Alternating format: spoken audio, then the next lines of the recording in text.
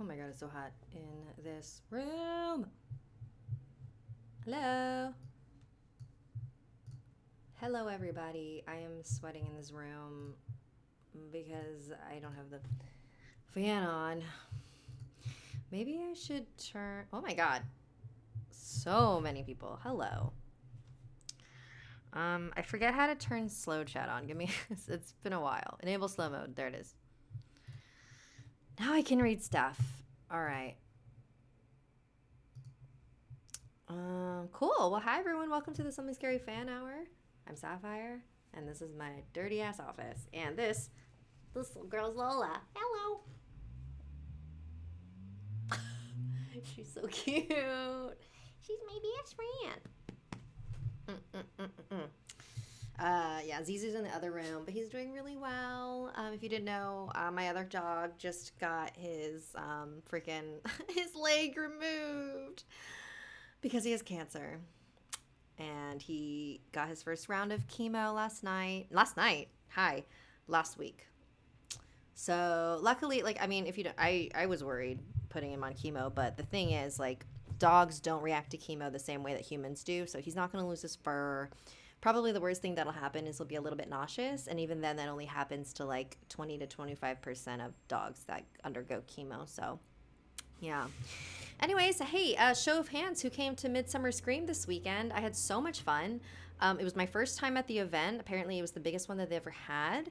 I had a awesome panel. Megan joined me. Yeah, if any of you here were there, let me know. So let me see if I remember you. Yeah, I was just like, I was genuinely pleasantly surprised that so many people showed up to the booth. And we filled the room at the panel. Thank God. Like, I was so nervous that like maybe one row would be filled, and then the director of Midsummer Scream would be like, "Yo, why are you here?" So yeah, so just I want to thank everybody for coming to that because I really, truly, truly appreciated it. And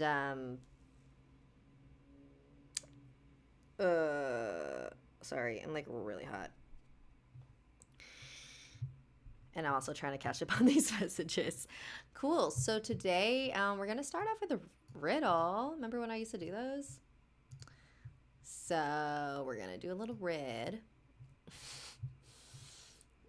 Where did it go? Okay, so this is called taking out the trash. So it doesn't really ask you a question. It's more like what do you think happened next kind of riddle. Okay, you ready? Lola, you ready? No. All right, Lola's gonna be here too. All right, it's called taking out the trash. This morning, I was awakened by banging and clattering. My wife was downstairs making breakfast. She doesn't usually make this much noise. I went downstairs to the kitchen. My wife had her back turned to me, and she was cutting something up in the sink. I said, "Good morning," but she ignored me. Then I remembered what happened last night.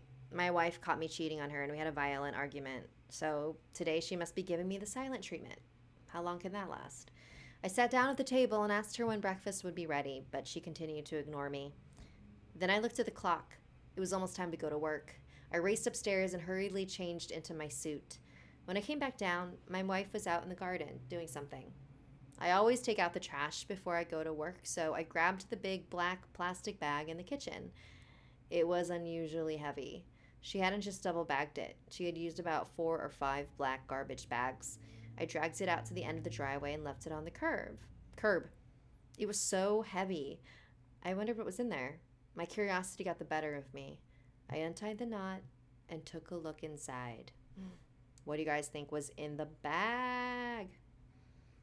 Oh my God, look at her. She's just like, she's so camera shy. Lola. Hey, baby. You okay?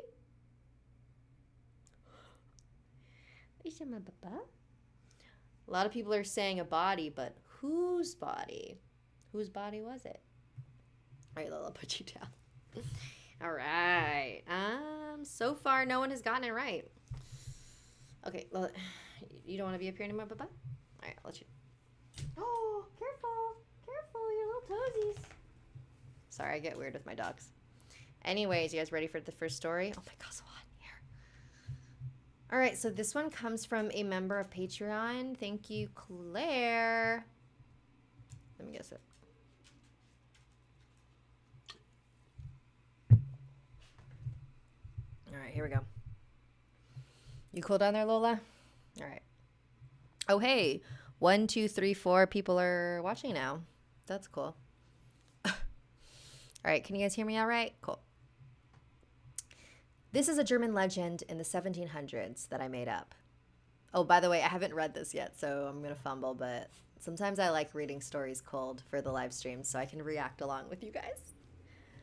This is a German legend in the 1700s that I made up, called Lady Bunder.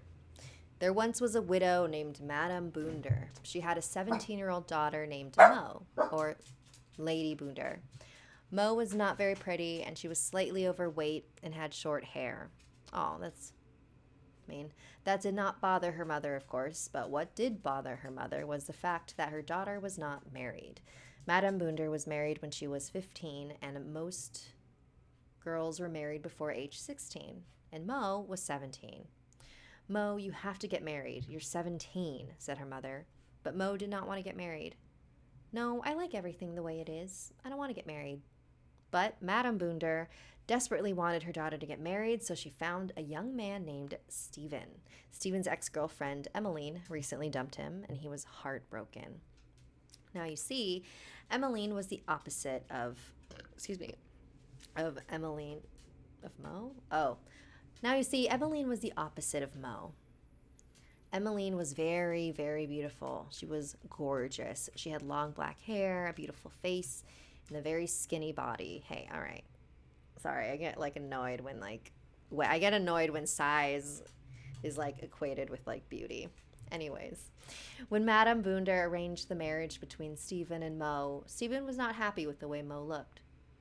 Oh, okay. Maybe this is going to be different than I thought. Was not happy with the way Mo looked. When married, Stephen started controlling his wife, Mo, not letting her trim her hair, making her starve to lose weight, and putting lots of makeup on her face. Stephen, what are you doing to me? Mo asked one day. Oh, I'm getting confused. So is Mo? Oh, Mo's the other girl. Okay. I'm so sorry. It's really hot in this room.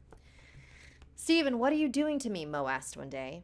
If I can't have Emmeline, then I will make you become exactly like Emmeline. Her long hair, her pretty face, her skinny body. Day by day, Stephen would put oil in Mo's hair to make her hair grow longer, like Emmeline's. Starve Mo to make her thin like Emmeline, put lots of makeup on her like Emmeline. And the worst part, he would put tight armor on Mo's legs because her chubby legs were what he had hated most about her. Stephen was slowly turning Mo into Emmeline. Mo was not happy being married. She told her mother, I don't like Stephen and I don't like being married to him. Her mother apologized and told her there's nothing we can do about it because in their time, divorce was illegal. Mo just had to deal with it. One day, Emmeline went up to Stephen, telling him that she wanted to get back together. Because divorce and cheating weren't allowed, they decided to kill Mo. As Emmeline watched, Stephen knocked Mo out, slashed her legs all over until she bled out. He made it look like a suicide, which her mother and the sheriff believed because Mo was unhappy in her marriage and she was stuck in it.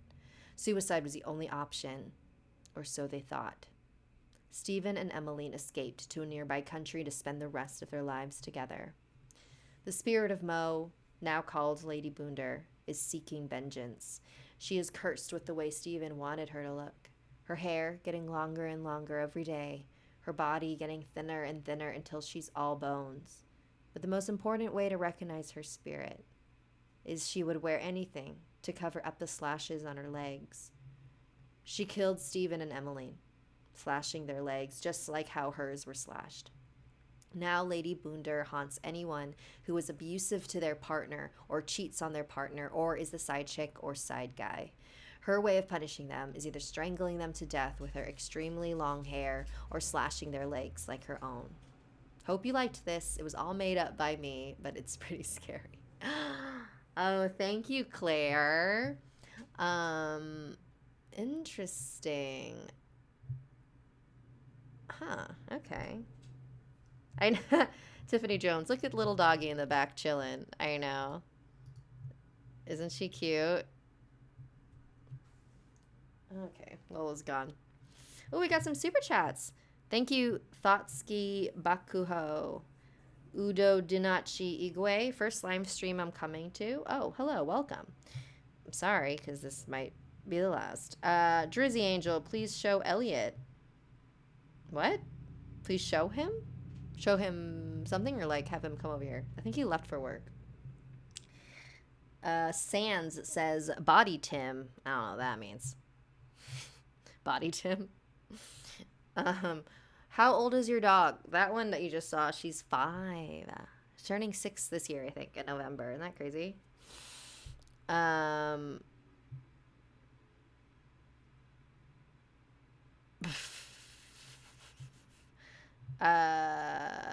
Sorry, I'm reading the. Oh, bye, Dizzy Doodle. Someone asked, will you date me? I'm married, so no. What breed is she? She is a, I don't know, she's like a Chihuahua mix with like a bunch of stuff. I'm not entirely sure.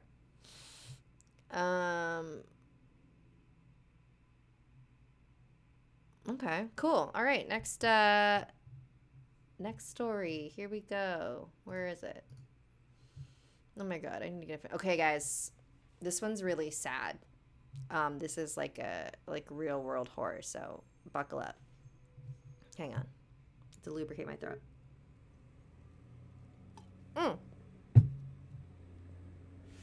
It just splashed in my nose. Drizzy Angel, you and Elliot should read together sometime. Oh, that'd be kind of cute. I've had him on the live stream before, and he's just like, what? All right, cool. This next story comes from Ella, and it's called The Thing. It's not like The Thing from the Thing movie, which, by the way, I need to rewatch because I fell asleep. Oh my god, my hair is so long. I'm debating if I want to get it cut today. Look at that. It's just like it's honestly too long. And it sucks because like I want to do something different with my hair, but like I can't change it like mid shooting for like the Travel Channel show because I have to like look the same. Isn't that crazy? I want to get bangs. I just want to like switch it up. Udo Dinachi Igwe. I'm feeling happy. By the way, I'm Nigerian. Hello, welcome. I am assuming you mean like you are currently in Nigeria, so welcome to the American chat, where I am streaming from Los Angeles. All right, guys, this story is called The Thing. You ready for it? Because it's a dark one. Here we go. Fear and adrenaline were coursing through my veins as I ran through the demonically dark forest. Mom was still unconscious in the yard, but I couldn't do anything about it. I ran and ran for what felt like eternity, more and more panic boiling up inside me as the thing grew closer and closer. I could smell it. It reeked of alcohol. I picked up a rock and threw it in the other direction, and it made a loud thump. As I suspected, the thing turned and headed towards the sound. I swiftly climbed a tree. The rough bark scratched my hands, and the branches made my hands sticky because of the sap, but I didn't care. I was in too much danger. I waited for the thing to come back searching for me, but it never showed. After about 3 hours, I finally thought I was okay to climb down. When I got to the bottom, I felt pins and needles in my legs from holding the same position for so long. I ran as fast as I could towards my house, tripping over several tree roots and stones along the way. I wasn't wearing shoes, so it was painful to run through the woods. When I finally arrived at my small blue mini home on Oak Street, I ran out of the forest. I was so dazed, I barely noticed the flashing blue and red lights coming from the driveway. I stumbled over, and a very old and grouchy police officer came and got me. Then he handed me off to a much kinder officer who brought me to my mom. She had woken up. She was really beat up. She had bruises all over her, small circular burns, and a bloody nose. She hugged me tight, and we cried together for a good 15 minutes.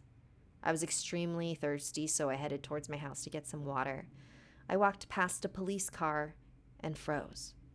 There, sitting in the back of the car, was the thing. He was screaming and thrashing around like a maniac.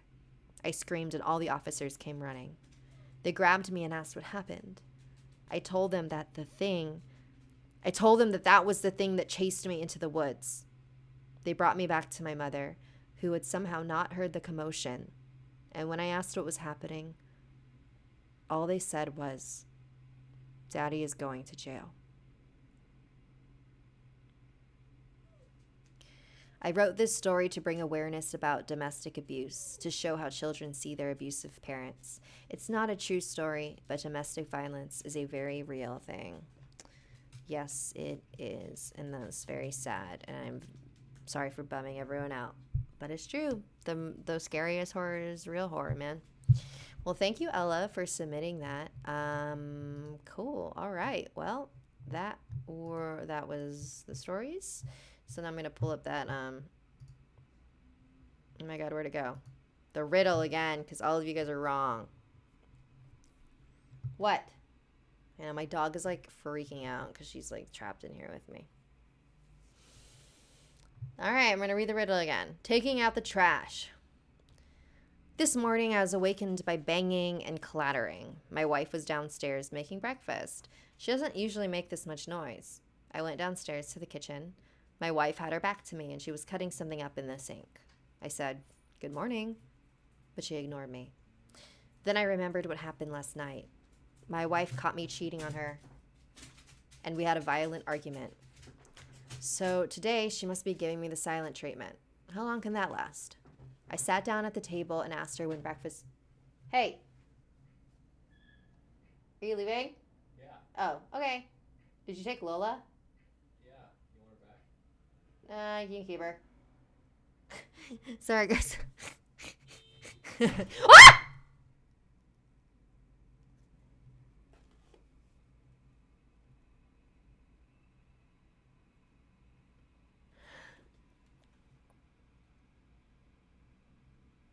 Sorry, I got real spooked just now. So like my window is open, but I have the like blinds drawn.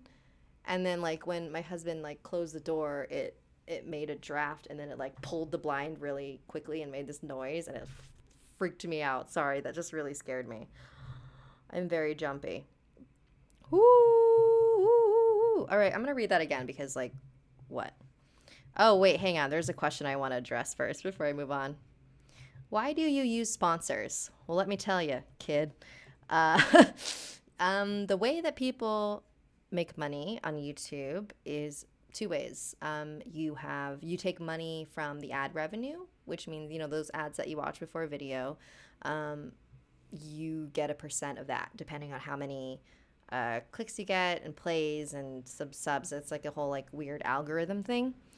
The other way that you can make money off of YouTube videos is through sponsors, and usually that's how most people make most of their money, because ad money now, like you just Google it, like the ad money is like nonsense. Like you have to be getting like, I don't know, millions and millions of views and have millions of subscribers to even make it like significant, right? And so and as much as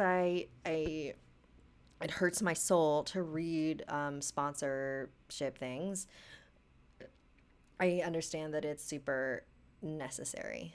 And I hope that all of you also understand, because like it kind of sucks because when the show started, there weren't sponsors. And I feel like if I had sponsors from the very beginning, I don't think it would have been as jarring as it is now. But because it's a change and it's something that's new and recent, people are like, what?